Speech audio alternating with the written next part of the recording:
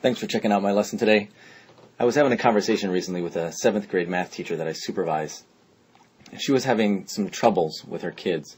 They were still having difficulty subtracting large-scale numbers, understanding the concept of borrowing from one place to the next. And as we talked, I came up with this method, and I think we're going to use it. I call it subtraction by subtracting, because, that's just the way it is. Let me take you through it. Subtraction by subtracting is really just subtraction.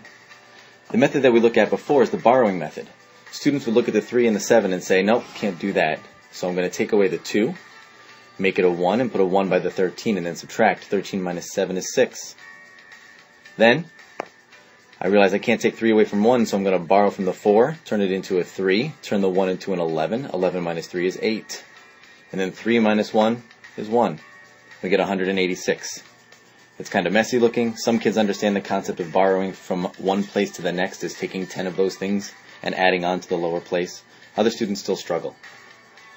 So let's take a look at the subtraction by subtracting method instead. My 5th grade and actually my 3rd grade daughter both understand the concept of negative numbers, although the Common Core doesn't introduce negative numbers until the 6th grade. But let's do this anyway. Let's just subtract.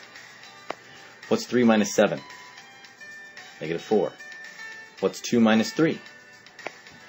Negative 1. And what's 4 minus 2? 2. Now, while we're still in our placeholder locations, let's subtract. What's 200 minus 10? 200 minus 10. That's easy, that's 190. Now let's take that 190, or even just 90, and subtract 4 more. 186. The process of subtraction by subtracting works out. All you do is continue to subtract in placeholder locations and in large groups. Let's try another one. We got to a bigger problem just to see if it would continue to work. So let's subtract by subtracting. 2 minus 9, negative 7. 0 minus 8, negative 8. 2 minus 8, negative 6. And 7 minus 2 is 5. Now let's break it down from the high side. 5,000 minus 600. That's 4,400. Take away 80 more. That's 4,320. And then take away a final 7. And now we're at 4,313. That answer, 4,313, involved no borrowing at all, just involved doing some subtraction. Let's look at one where they don't always end up negative. 6 minus 8 is negative 2. 4 minus 2 is regular 2. 1 minus 7 is negative 6. And 3 minus 1 is 2. So let's start. 2,000 minus 600, that's 1,400. That positive 2, I asked my 3rd grade daughter what I should do with it. She said, it's positive. Add it back in. 1,420. Take away 2 more. 1,418.